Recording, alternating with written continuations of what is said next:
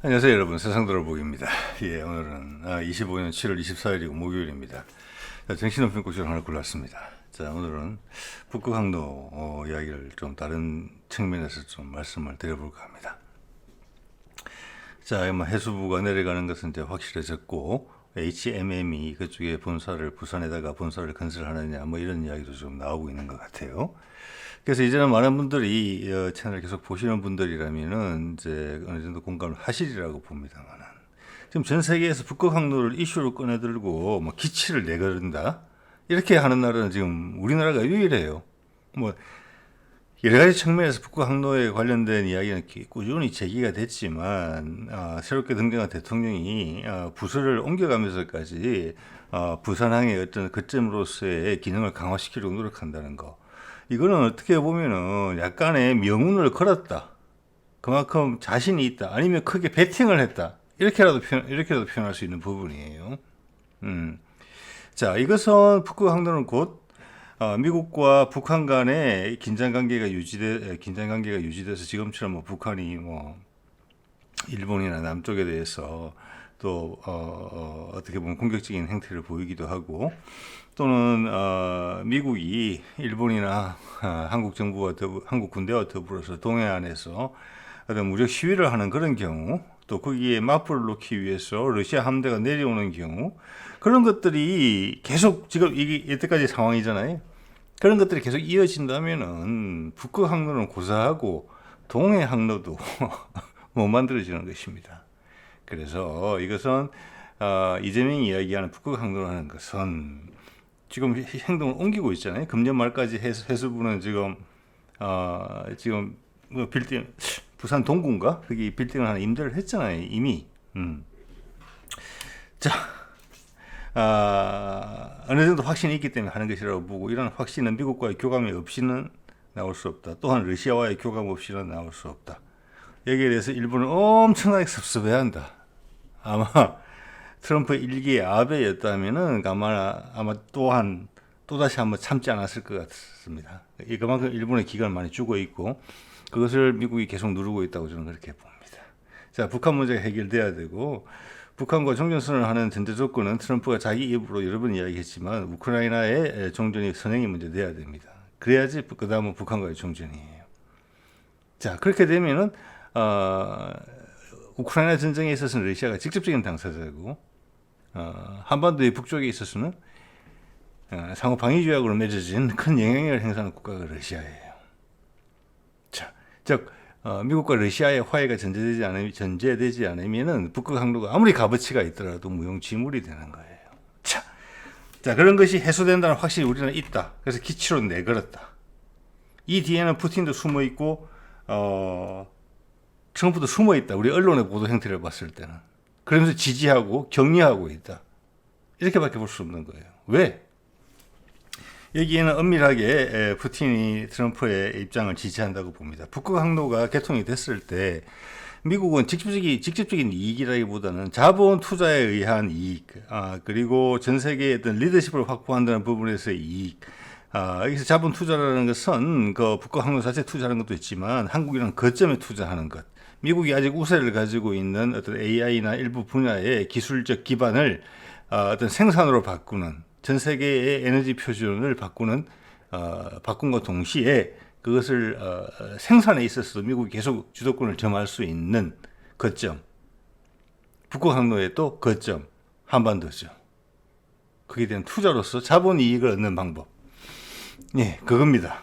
자, 그러려면 북극 항로라는 것은 누구나 군침을 흘리는 것인데, 이재명이 지금 하는 행동은 뭐냐면은 북극 항로라는 게 오픈이 딱 됐는데, 그러면 그 북극 항로에 있는 항로의 부산 항과의 비슷한 역할을 할 수 있는, 예를 들어서 중국에 있는 상하이나 일본에 있는 뭐 동경이나 아니면 뭐 후쿠오카나 히로시마나 뭐 나가사키나 이런 데서 경쟁 체계가 구축될 수 있잖아요. 당연히 분위기는 한국을 선호하죠. 미국이 자본을 어디 투자하느냐에 따라 다릅니다.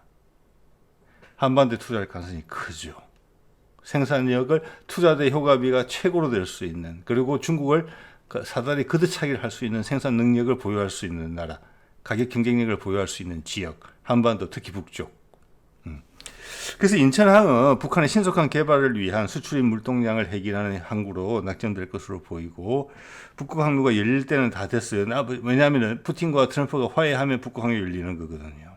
그럴 때는 주위의 거점 항구들과 경쟁을 해야 되고 물론 암묵적인 지지를 받겠지만 미국과 러시아에 왜 그들이 한반도를 선택을 했기 때문에 그렇지만 거기다가 말뚝을 받고 싶은 거예요. 이재명은 상하이 아니다.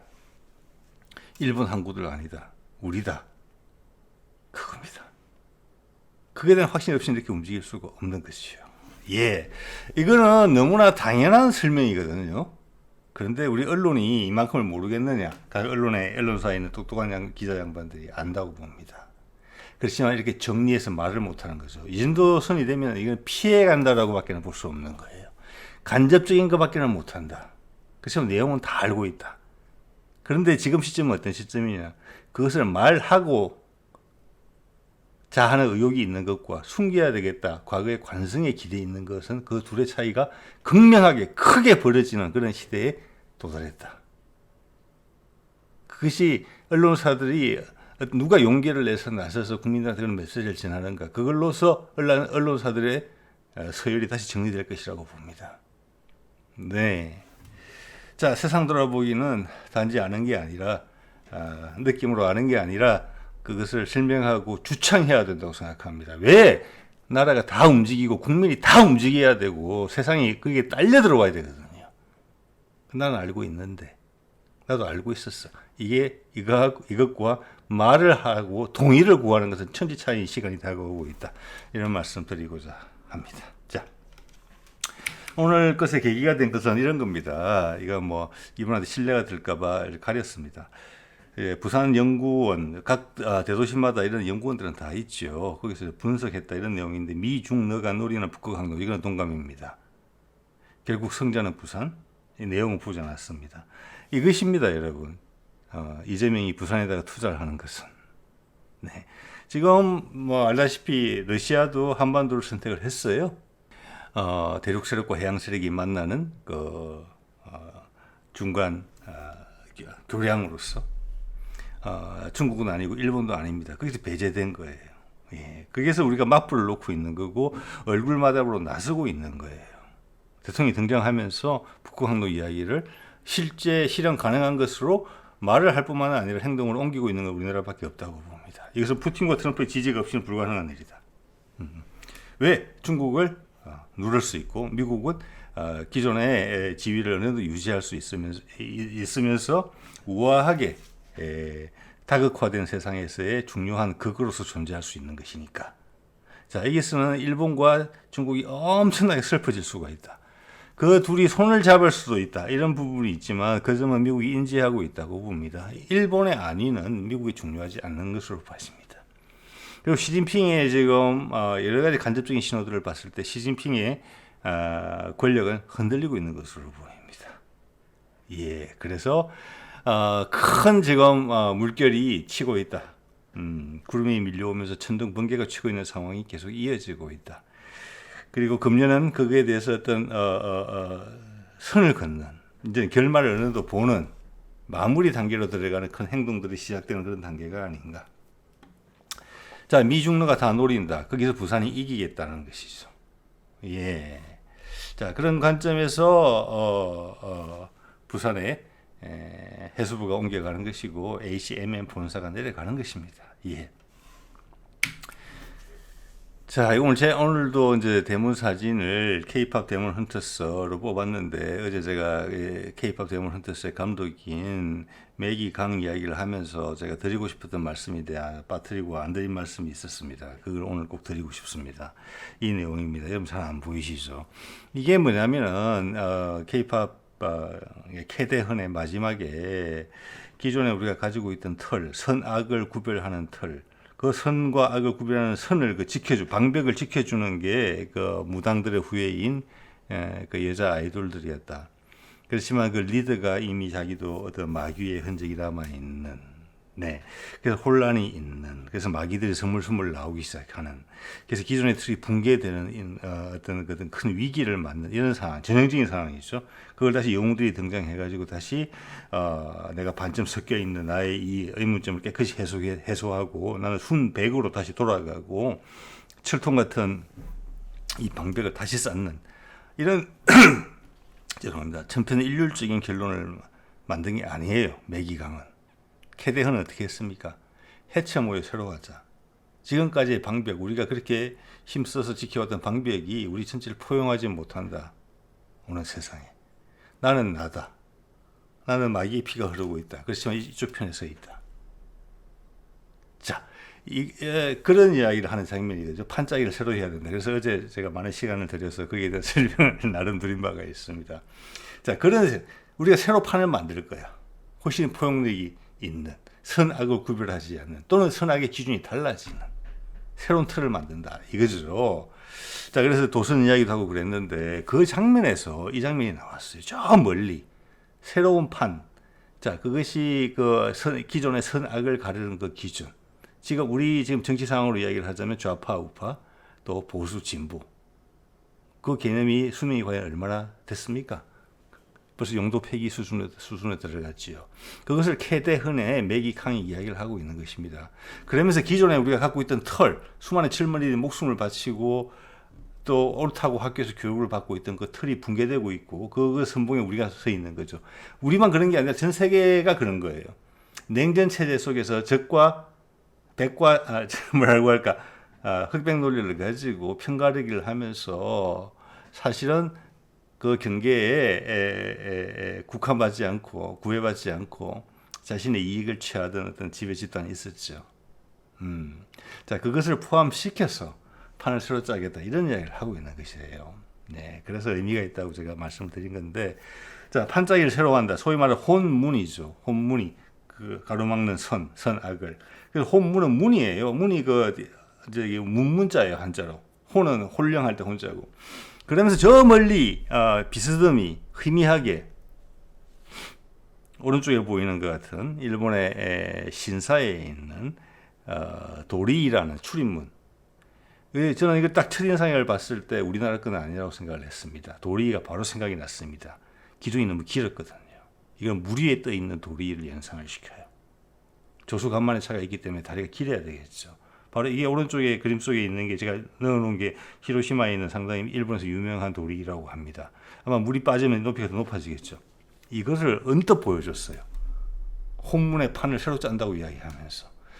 이것은 우리가 이때까지 부여잡고 있었던 그 선악의 기준이, 우리의 무당들의 후예인 아이돌이 지켜오려고 했던 그 선악의 기준선이, 절대 어떤 의구심도 없었던 그 선악의 기준이 사실은 뒤에 일본의 영향이 서며 있었다는 것을 매기강이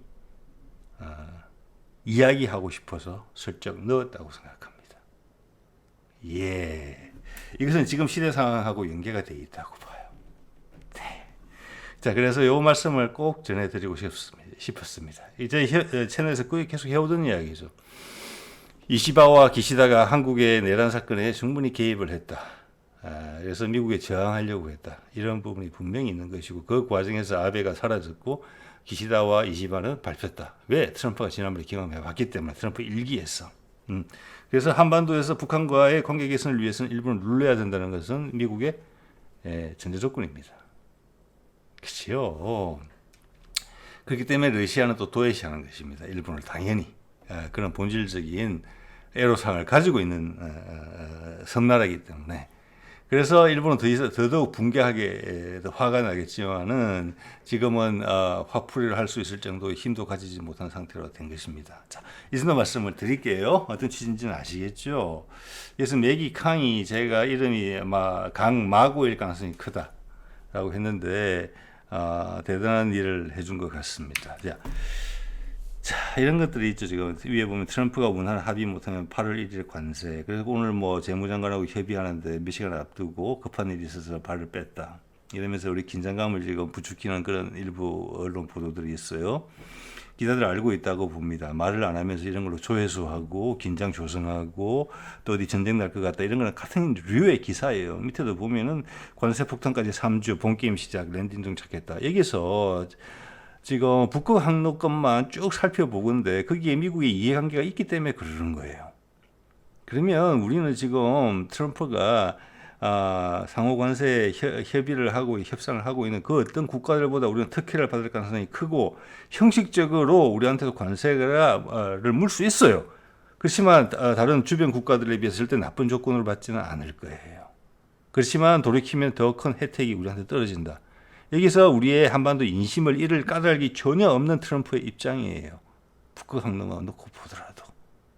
그 북극 항로의 의미가 뭘 의미하는지 아시잖아요? 그게 열리면 거기서 나오는 수익이 억만금인데 이런 걸로 한국 정부의 심기를 긁어서 더 큰 걸 놓친다?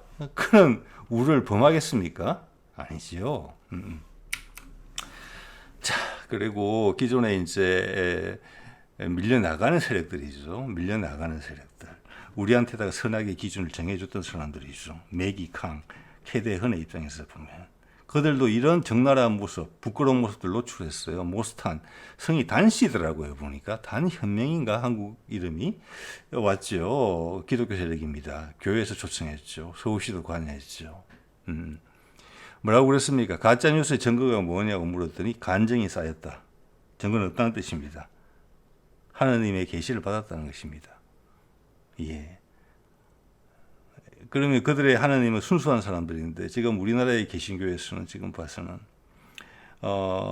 윤석열의 부부가 어떤 그들이 혐오하는 샤머니즘과도 손을 대고 있고 통일교하고도 손을 대고 있는데 평소 같았으면 개신교에서는 좀 더 이단이라고 욕을 하는 내 눈에 살아있는 내 눈에 흙이 들어가기 전까지는 안 된다 이런 내용들인데 그것과 타협을 했다는 거잖아요.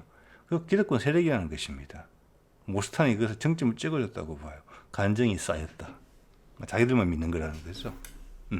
그걸로 전 세계를 나라 전체를 방향을 바꾸겠다? 예, 이건 서양 사람들이 가끔 이야기하는 개가 꼬리를 흔드는 게 아니고 꼬리가 개를 흔드는 격이에요. 이런 게 인터뷰도 하고 언론에도 실리고 공항에서 환대받는 모습 노출되는 것 자체가 그들이 무너지고 있다는 것을 반증하는 것입니다. 이런 모습까지 보여줘야 될 정도로 발가벗고 밖에 뛰어나온 거예요. 미친 것처럼. 네. 거의 뭐 목욕탕의 불난분이죠. 네, 볼썽사나운 모습이라고 봐집니다. 이렇게 이 사람들은 사라지게 될 것이라고 봅니다. 예. 그들 입장에서는 마지막 기회라고 봤는지는 모르겠지만 마지막 치명타로 보입니다. 예. 자, 다른 한편으로 이 북극 항로권과 연계된 많은 내용들이 있어요. 이런 것들을 구슬이 서말이라도 기자들이 꿰주지 않는 것입니다. 그것은 엄청나게 천차입니다. 일단 사고의 틀에 있어서도 구슬이 서말인데 꿰어보면 어떤 이게 용도가 나오는지 뭐가 부족한지 어디에 적절한 목걸이가 될 것인지를 알 수가 있어요. 그게 없이 구슬만 갖고 있으면서 내가 다 안다? 이거는 천지 차이입니다. 특히 지금 상황에서는. 그들 스스로가 발전할 수 있는 계기를 놓치는 거예요. 언론사가. 왜 우리가 거짓말이 나쁘다고 합니까? 윤석열을 보면서. 자기 반성의 기회를 잃어버려요. 사람들이 완벽할 수가 없잖아요. 사고치고 사과하고 반성하고 그러면서 재도전하고 또 깨지고 또 반성하고 죽을 때까지 그렇게 하는 거 아니겠습니까? 그래야지만 그 과정을 통해서 우리가 배웁니다. 깊이가 깊어지고 또는 넓어지고 거짓말을 하다 보면 그런 기회를 놓쳐요. 스스로. 지금 언론들이 하는 일이 그런 거예요. 이것을 구슬을 꿰주지 않는 것은 자기들 성장할 수 있는 계기를 발로 차버리는 거예요. 자, 이게 맥락을 같이 하는 거죠. 이것은 당연히 북극 항로 주변에 들어있는 것입니다. 북극 항로가 되기 위해서는 한반도 부가 돼야 돼요. 안 그러면 통일도 못 간다니까요. 북한이 찝찝거리는데 전 세계 항상 돈 몇 푼 아끼겠다고 며칠 운송기간 줄이겠다고 그 위험한 동해로 배들이 들어오겠습니까? 택도 없는 소리죠. 네. 이재명은 분명히 인지하고 있습니다. 당연한 이야기죠, 너무나. 근데 그 당연한 것을 누구도 이야기하지 않으니까 신기한 거죠. 그가 어떻게 보면은 작게는 통일의 본격적인 수순으로 들어갈 수 있는 초기 과업을 완수할 수 있다라고 생각할 수도 있고, 좀 더 일이 잘 풀린다면은 내 임기 동안 남북 통일을 시킬 수도 있겠다, 이런 생각을 저는 하고 있다고 봅니다. 예. 왜냐, 북극 항로 이야기를 하는 것은 기본적으로 제가 채널에서 말씀드리는 것처럼 우크라이나는 이미 끝났다. 그다음 북한이 바로 간다. 그리고 무엇보다 미국이 급하다는 부분이 있습니다. 지금 미국과 러시아가 우크라이나전 사이에 두고 협상을 하고 있는 것은 형국이라고 볼 수도 있는데 트럼프가 훨씬 불리합니다. 푸틴의 지지 기반은 확고해요. 세상에는 끊어져도 그 자원 부국은 기존의 살림살이를 유지하면서 살 수 있어요. 또 브릭스라는 탈출구마저 있어요. 근데 미국은 그렇지 못해요. 지지율이 다시 떨어지기 시작했거든요. 트럼프가 같은 방식으로 더 이상 지지율을 펌프질하기는 어려울 겁니다. 뭔가 결론이 나와야 돼요, 지금. 예. 그래서 지금 언론에서는 변죽을 울리고 있지만 실제 이재명 정부에 있어서 대미 협상하는 부분에 있어서 이것은 당연히 주가 아니고 부입니다. 관세 협상은. 그리고 그 부에 있어서도 낙관론을 가지고 있을 거예요. 네. 여기다가 이제 푸틴은 벌써 이런 걸 보여주고 있죠. 이것은 조금 뭐냐면 우크라이나전이 협상에 있어서 미국과의 협상에 있어서 여유롭다는 것을 보여주고 있는 거예요. 우리는 할 바를 한다. 예. 러시아가 모스크바와 평양에 직항 여객기 27일부터 운항한다라고 했지요. 또 한두 달 전에 또 그때 나왔었죠. 이미 뭐가 있었습니까? 한 달에 한 번씩인가 오가는 상징적인 거죠. 그러니까. 평양과 모스크바 간의 열차 한 달에 한 번? 뭐 의미는 없죠. 그리고 여객이라는 의미에 있어서는 직항 여객기가 훨씬 더 의미 있는 것인데, 그렇지만 푸틴이 거기서 말하고자 했던 부분은 우리 시베리아 철도 잊지 마 이야기입니다. 예, 잘 돌아가고 있거든요. 몇 년 전에 이미 러시아가 시베리아 철도를 업그레이드했다, 정비했다는 이야기가 그때 이미 보도에 나섰습니다. 이미 그때부터 기다리고 있었어요. 그리고 러시아 돈을 들여서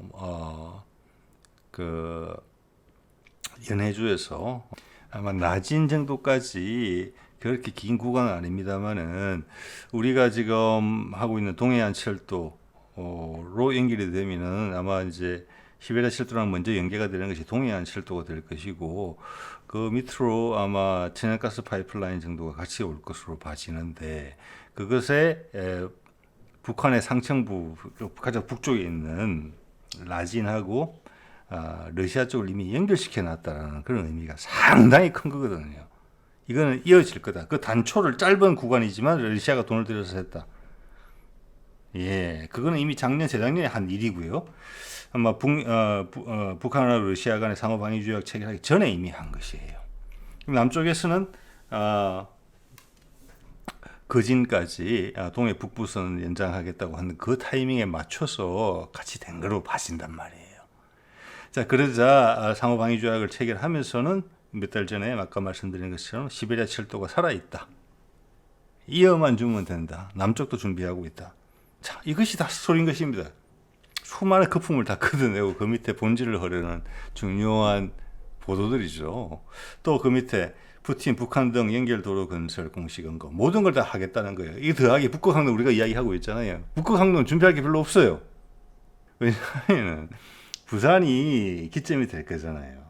그러면은 부산을 거쳐서 동해를 해서 블라디보스톡에 이 상선이나 유조선이 쓸 이유가 없어요. 몇 시간 하니까 몇 시간?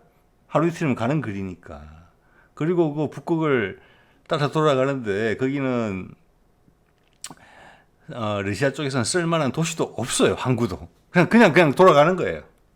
뭐 한 달 정도 걸리겠죠. 그러니까 해상 항로, 북극 항로가 열린다고 했을 때 부산이 방점이 찍히면은 거기에 블라디보스톡이 경쟁을 할 수 없다는 의미 알고 있어요. 여기 상해도 있고 뭐 일본의 항구들도 여러 데 있잖아요. 자, 그러니까 거기는 러시아가 준비할 게 없어요. 그냥 미국하고 화해하고 뭐 협정 같은 거 맺으면 돼요. 그죠? 자, 그러니까 그 나머지는 다 하는 거예요. 철도 연결하는 거, 항공편 연결하는 거, 도로 연결하는 거. 그죠? 그러니까 북극 항로는 자연스럽게 따라온다는 이야기예요. 뭐 다 하는 거잖아요. 그러면은 미국하고 북한하고 종전선언만 하면 이거 다 연결된다 금방. 맞죠? 지금 여러분 우리 고속도로 건설을 하면은 모르겠어요. 구간에 따라 다릅니다만 몇 조 원씩 드는 것 같아요. 그런데 보면은 그 실제 공기를 공사 구간을 촘촘하게 하고 여러 회사를 동시에 투입을 하고 공사 구간을 짧게 한 다음에 그리고 예산을 집중적으로 투입하면은 경부고속도로가 아마 1년 만에 건설됐을 거예요. 그 430km가 이거 금방 되는 겁니다. 예, 기본적으로 돈 문제예요. 근데 북한하고 미국이 종전선언을 한다. 미국 자본이 들어오고 남쪽에 기술이 들어오고 북한 노동력을 활용한다. 지금 고속도로 건설을 하는데 아마 비중이 가장 큰 것 중에 하나가 아마 남쪽 같은 경우는 땅 보상비. 그래서 요즘은 공사비가 많이 들더라도 터널 같은 걸 많이 사용하는 것 같습니다. 왜? 보상비가 적게 드니까. 어쨌거나 그 다음 인건비 이 정도 될 거예요. 자, 그러면은 북한은 일단 보상비라는 부분이 남한보다는 훨씬 적을 수가 있어요. 없을 수도 있어요. 아예. 그리고 일반 노동자들은 아주 고급 기술 노동자가 아니라 일반 노동자들은 북한 노동자를 쓰면 돼요. 북한에 군대에 있는 그 수십만 명의 이런 젊은 병력들이 있잖아요.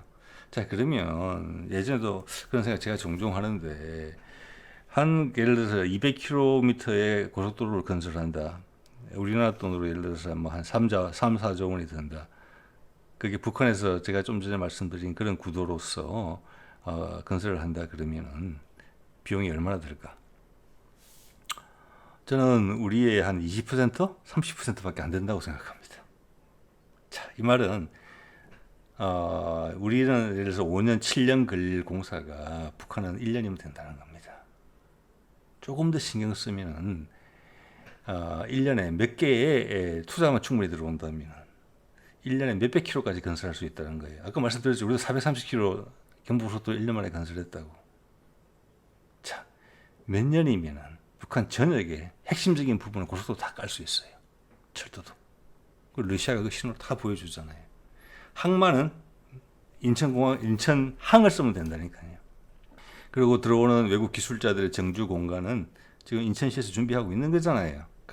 영종도하고 강화도 연결하는 다리 만들잖아요. 강화도에서는 아마 해저 터널로 북한을 들어갈 겁니다. 즉 황해도 쪽에서 먼저 투자가 발생할 거예요. 남한의 인프라를 바로 끌어다 쓸 수 있으니까.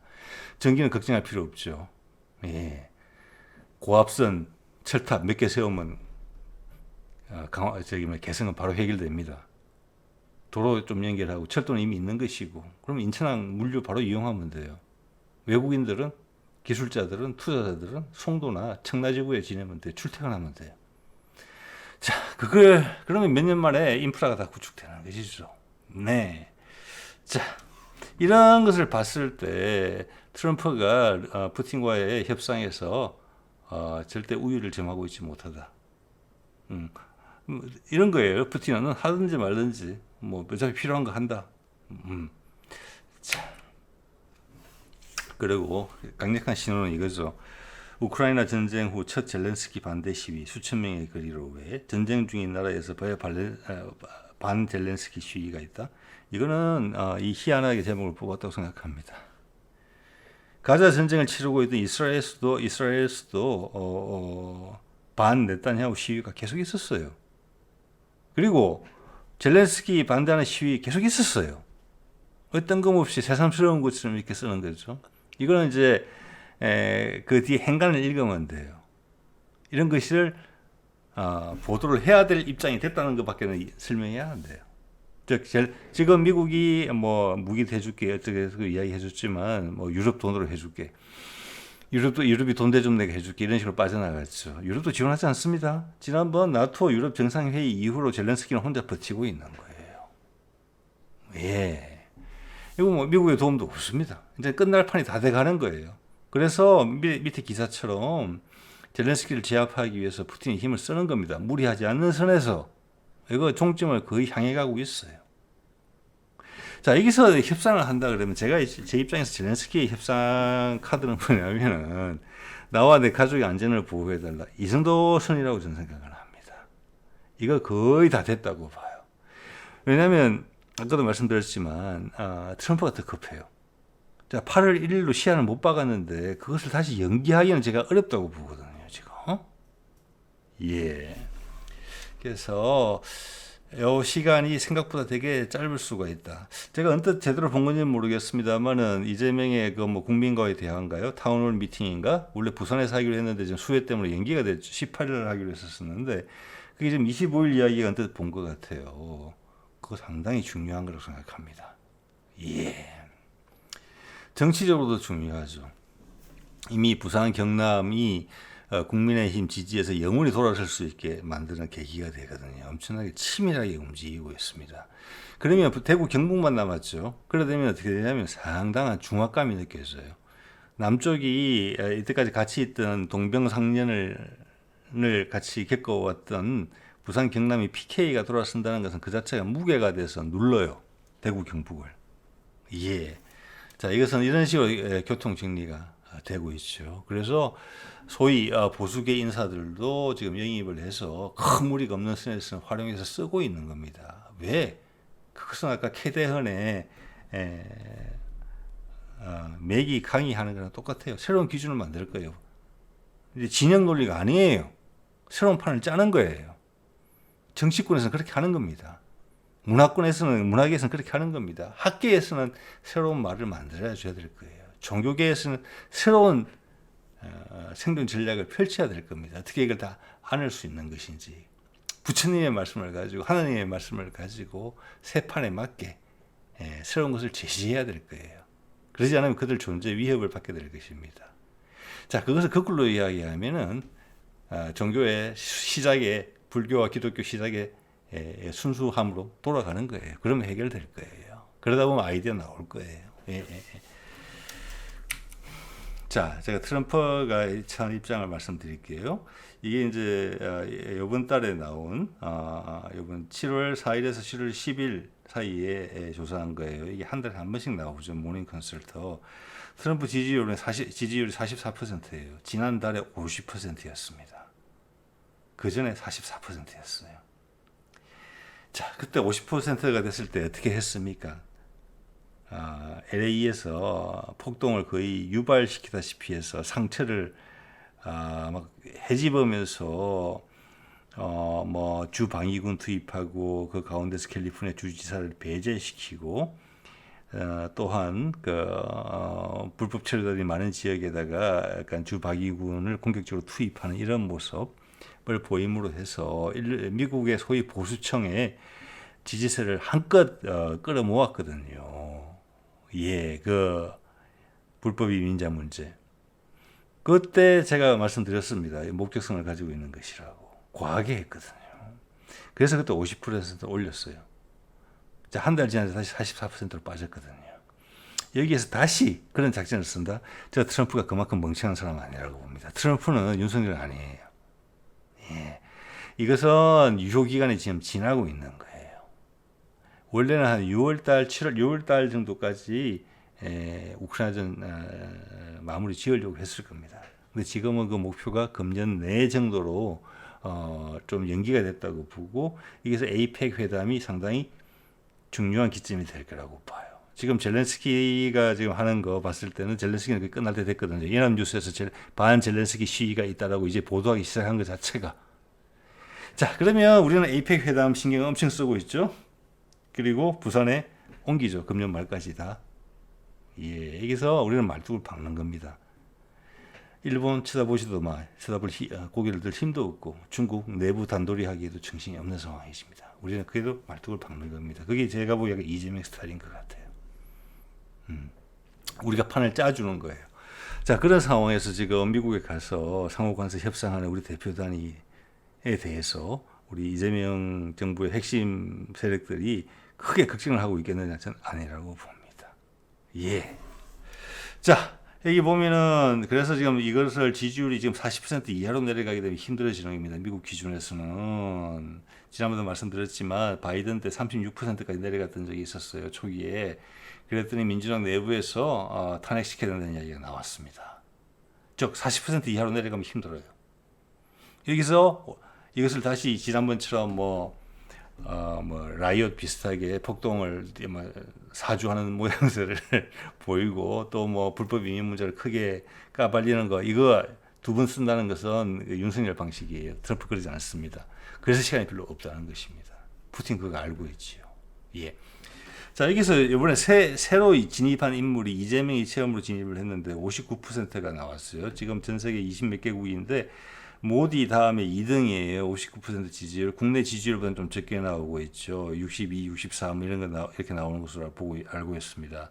자, 이런 면에서 봤을 때 저는 이것을 모닝 컨설트에 이것을 상당히 신뢰할 만한 자료를 보고 많이 활용하고 있거든요. 예. 다시 한번 저는 그것을 확인하게 됩니다. 예. 자, 오늘 발표된 MBS 자료, 여기다 또 몇 군데 더 나오겠죠. 어쨌거나 여기는 64%로 일단 나왔어요. 지금 좀 전에 모닝 컨설트보다 높죠. 아마 다른 조사 기관도 60% 이상은 나올 것 같은데, 그래서 여러분한테 이제 이걸 보여드리는 이유도 모닝 컨설트 자료는 늘 한 달에 한 번씩 나오는 자료이기 때문에 국제 역학 관계를 분석하는 데 상당히 좋아요.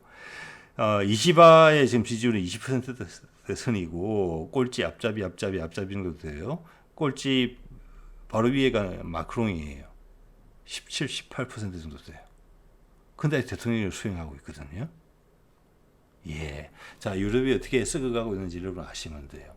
영국은 뭐 두 개 당이 번갈아 가면서 수상을 내고 있지만 거의 그 두 당은 하나의 당과 같아요. 그래서 일본 자민당의 연합정권 비슷하게 그래요, 영국은. 국민들 선택지가 없어요. 나라가 망가지는 거죠. 자, 마크롱은 희한한 수틀기를 통해서 프랑스를 계속 지배하고 있어요. 나라도 망가지고 있죠. 자, 뭐 그 정도 말씀을 드리면 될 것 같고요. 자, 이거 볼까요? 통합이전 대상 부산에서 해수부가 옮기게 되면 함께 옮겨갈 공공기관이 11곳 정도로 물망에 오른다라고 돼 있어요. 이렇게 되면 상당히 큰 겁니다. 그리고 밑에 기사 보시죠. 현대상선 본사가 부산에 지으면은 부산의 경제 효과가 2조 원에 달할 것이다. 자, 이거는 저는 거의 사실에 가깝다고 보고 크게 베팅을 하는 것이라고 봅니다. 세계에서 가장 중요한 항구가 되겠다는 거예요. 이렇게 되면은 사실 부산에서 막 가덕도 신공항 문제, 뭐 늦어진다, 뭐 예산 문제 이런 거 걱정할 필요가 없다고 보고요. 또 가덕도 항만뿐만이 아니라 가덕도 바로 옆에가 진해거든요. 진해도 신항만 하고 있거든요. 그런 거 걱정할 필요가 없다라고 저는 생각을 합니다. 예, 큰 것은 이재명은 지금 거의 확신하고 있는 푸틴과 트럼프의 화해, 이어지는 북한과의 종전선언. 이게 핵심이에요. 그러면 이것이 현실화되는 거예요.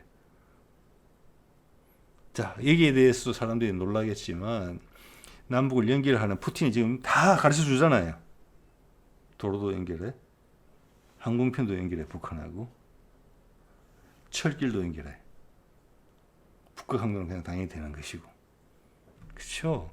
그러면 부산은 전 세계 최고의 항만이 될 것입니다. 거기에 대한 인프라는 당연히 생기에 따라 올라오게 될 것입니다. 그러면서 PK는 영원히 국민의힘과 빠이빠이 하게 될 것입니다. 예, 이것은 진해 그리고 울산 이런 부분하고 다 시너지가 효과가 발생하는 부분이에요. 이건 거대한 항구가 되는 거거든요. 그래서 부산의 그 광역철도망을 쉽게 오케이 해준 겁니다. 예, 경제적 타당성은 나오지 않지만 향후 나올 거라고 보는 거예요. 자, 그것은 문재인 때 동해안 철도를 남북으로 다 연결하는 건데 거의 다 됐을 거예요. 그거 할 때도 예비 타당성에서 경제성이 안 나와요. 그거 어떤 전략적 선택으로서 다 해준 겁니다. 이게 바로 그겁니다. 왜냐하면 부산항이 이제 세계적 거점으로 성장을 할 것이고 지금도 세계 몇째 가는 항구인데 여기서 더 북극항로의 거점 항구가 된다는 것은 세계 제1의 항구가 될 가능성이 크다는 것을 이야기하는 것입니다. 예. 그리고 또 부울경을 따라서는 동해안 철도를 통해서 북한하고 연결되고 그다음 시베리아 철도는 연결되는 거예요. 자, 거기에 러시아와 연결됐을 때 지금 유망한 것이 뭡니까? 에너지 산업이에요. 예, 그래서 우리 지금 수소 에너지의 인프라, 가스를 갖고 쓰면 수소 에너지를 많이 만들 거니까. 자, 이런 또 수소 자동차 이런 부분들이 울산 쪽을 통해서도 지금 성장이 될 것 같거든요. 뒤로는 이제 기계공업이 강하니까 거기가. 그리고 이미 이제 속초나 울진 이런 데는 LNG를 또 수소로 바꾸는 공장 이런 것들이 지어질 거예요. 자, 그러니까 이쪽에는 향후 발전 가능성이 크다. 그래서 현재 기준으로는 예타의 경제성이 안 나오지만 부울경을 아우르는 전철망은 광역 철도망은 필요하다. 이렇게 결론 내리는 거예요. 자, 그리고 이제 단기적으로는 이런 일도 있었죠. 오늘 보도입니다. 북한이 방해 전파 주파수를 10개 정도 써서 방해를 하고 있었는데 그중에 한 7개 정도를 없앴다. 이것은 국정원이 대북 방송을 중단한 것에 대한 화답이다. 이것도 사실은 해석을 하자면 의미가 큰데 오늘 보여드리는 이런 맥락에서 해석을 해야지 가장 적절하다고 봅니다. 사실관계에 가깝다고 봅니다. 남북 간의 분위기 훈풍이 불고 있다고 보고 당연히 푸틴과 트럼프의 입장이 다 반영이 되어 있는 것이고 또한 지난 윤석열 정부 때는 북한과의 그 휴민트, 북한과의 어떤 연결을 할 수 있는 해외 인력들이 상당히 더 붕괴됐었는데 지금 그것은 아마 회복이 됐을 거라고 보고 있거든요. 그래서 지금 사실 중요한 거는 미국에 가 있는 상호 관세 협상팀이 아니고 아마 미국과 교신을 하고 있거나 미국에 가 있을 것으로 보이는, 즉 미국은 직접적으로 북한과 소통하기는 어려워요. 한국을 가운데 끼고 해야 돼요. 그래서 과거 문재인 정부 때 그런 역할을 했던 세력들이 지금 어떻게 보면 공식인 직함을 갖고 있지 않지만 그런 활동을 하고 있을 수도 있다고 봅니다. 국정원이 그런 역할을 가운데서 중재를 하고 있을 수도 있겠지요. 그것도 드러나지는 않겠지만. 그래서 우리 나름대로 판단하는 부분이 있고 우리가 총대를 메고 나가는 부분이 있거든요. 어제도 말씀을 드렸는데 저는 국방 분야에서 우리가 더 이상 추격자가 아니고 선도한다는 말씀을 드렸어요. 많은 부분에 증거가 나오죠. 지금 남북 소통, 북극 항로 부분 그리고 패권 사회에서 다극화 사회로 간다는 부분에 있어서도 우리가 주도권을 행사하고 있다. 이렇게 보시면 맞아요. 그러면 이제 문화계가 완전히 주도권을 행사하고 있죠. 이제 우리가 글로벌 문화의 스탠다드가 됐어요. 거기다가 경제, 정치도 군사 부분도 그렇게 따라 움직인다는 것을 보여주고 있는 거예요. 주도 국가가 된다는 것이에요. 지금 이게 이런 다 신호는 자, 그리고 그 밑에도 보면은 제가 현재 예전에는 이제 블라디보스토크와 연결되는 저기 노선이 바다 노선이 속초하고 동해가 있었는데 속초는 경제성이 없어서 사라졌다. 동해만 남아 있었는데 속초가 다시 재개했다. 이런 부분도 있는 겁니다. 배를 하나 인수해서 했다는 거니까 이게 돈이 많이 드는 부분이라고 봅니다. 자, 회사의 운명을 걸고 명운을 걸고 미래에 대한 판단을 했겠지요. 이런 움직임이 앞으로 더 많아질 거라고 봅니다. 이것은 언론이 조바심이 나서 그런 건지 아니면은 정부에서 어떤 발표를 할 때까지 기다리는 건지 조율을 해서, 왜냐하면 저는 그것을 눈여겨봤거든요. 이재명이 그 언론사 사주들 또는 그 편집장들인가 하고 미팅을 했고 그 이후로 사라진 뉴스들이 저한테는 한 부류가 있어요. 눈에 띄는 게 뭐냐, 트럼프가 이란을 다시 폭격할 거다, 이런 유의 기사들, 그리고 우크라이나를 어떻게 도와줘서 러시아하고 한판 붙을 거다, 이런 유의 자극적인 기사들이 있었는데 이재명과 언론사 쪽에 하고 미팅 후에 그런 기사들이 사라진 게 저한테 보이거든요. 실시간으로 사라지는 것도 있었어요. 언론사들 미팅하는 그날 MBC에 그런 기사가 났었습니다. 이란 재폭격한다. 자, 그런 것들이 완벽하게 사라지지는 않았지만 많이 순화됐다고 느껴집니다. 이것은 이재명이 어느 정도의 기회를 줬다고 저는 보거든요. 그래서 이런 것들이 좀 더 많아질 것이다, 이런 생각이 들고 언론사 보도들도 좀 따라오지 않겠느냐. 그렇지만 언론사가 좀 더 치고 나가는 부분이 없다고는 봤을 때 되게 우리는 뭐랄까 종속적이다. 어떻게 보면 우리 뉴스라는 부분이 우리 글로벌 시대에 지금 정치적으로 세계에서 선도를 하려고 하고 있죠. 경제적으로도 선도하고 있고 국방적으로도 그렇고 문화적으로도 그런데 우리 언론은 종속적이다. 자, 빠른 시일 내에 여기서 적극적으로, 아까 오늘 쭉 드리는 말씀입니다만, 적극적으로 개진하고 나온다면은 행간을 읽고 거기에 자기의 옳고 그름의 판단 기준을 붙여서 국민들한테 알리는 소임을 해내는 언론사가 있다면 큰 기회를 부여받을 수 있다고 봅니다. 자, 또 하나 재밌는 것이 이거 한번 보세요. 오늘 저녁에 만났겠죠, 지금? 이재용과 저녁을 먹는다고 돼 있는데 이걸 보니까 예전에 이 이제 대기업 총수들하고 뭐 경제단체장들하고 미팅 한번 했었죠 그때. 그 이후로 각 회사별로 대기업 회사별로 밥을 같이 먹고 있어요. 이건 상당히 의미 있다고 봅니다. 분명히 언론사들한테 이야기를 했거든요. 한반도 전체의 방향성에 대해서. 그래서 이것은 절대 아니다. 반드시 이거다 이런 이야기는 안 했을 거지만 이건 절대 아니다. 라고 해서 몇몇 기사들이, 류의 기사들이 잘려나간 것을 느껴진다는 말씀을 드렸잖아요. 대기업들하고 무슨 이야기를 할까? 여기 뽑은 거 한번 보세요. 자신이 없지요. 일자리 창출, 대미 투자, 지방의 R&D 센터, 건립, 이런 거를 추정하고 있어요. 지금 물음표 보인 거, 찍힌 거 보이시죠? 그래서 대미 투자, 트럼프가 압박을 하니까 우리도 미국에 투자를 해줘야 된다. 일본처럼 저는 그거 아니라고 봅니다. 기본적으로 미국은 알고 있어요. 미국이 아무리 투자를 해도 돈이 안 됩니다. 그 노동력이 우리를 못 따라와요. 아주 특수한 경우를 제외하고는. 그리고 미국이 우리한테 원하는 것도 그거 아니에요. 자, 그러면 대기업들하고 뭔 이야기를 하겠습니까? 이거는 윤석열이 했던 담대한 구상을 어떻게 실현할까에 대해서 각 대기업 회장들하고 거기에 대해서 서로 의사타진을 하고 있을 따름이에요. 이러면은 미국에 투자해 준다는 것보다 훨씬 더 미국의 이득이 되는 거잖아요. 그렇죠? 그리고 지금 미국은 자기들의 기술 투자 부분, 우리 뭐 디지털 뭘 열어라 이런 이야기를 한다는데 그것은 우리 쪽에 시장을 만들겠다는 겁니다. 미국의 예를 들어서 이런 거죠. 트럼프 일기 때 할리 데이비슨이 미국 중국에 공장을 지으려니까 트럼프가 못하게 했어요. 미국이 자업을 지켜야 된다고 해서 일자리를. 지금 상황 다를 겁니다. 지금 AI 중국이 추격을 하고 있고 이런 상황으로 간다면 단 또 몇 년 내에 전기차 추월당한 것처럼 금방 추월당해요. 그전에 살 길을 찾아야 돼요. 한국으로 와야 돼요. 그게 뭐 디지털 시장 개방 이런 걸로 나타날지는 모르겠어요. 우리 언론에서 낱말을 뽑기를. 자, 그런 대화들이 나눠지고 있다고 보고 북한이 개방되게 되면은 우리가 투자할 게 뭐가 있느냐. 남한의 일자리를 지키면서 북한이 할 수 있는 것들이 어떤 것이 있을 것이냐. 미국과 연계하에. 이런 부분들을 이야기하고 있다고 봅니다. 북극 항로 이야기를 북극 항로를 이렇게 밀어붙임에 있어서. 자, 오늘 이 정도 말씀을 드려보도록 하겠습니다.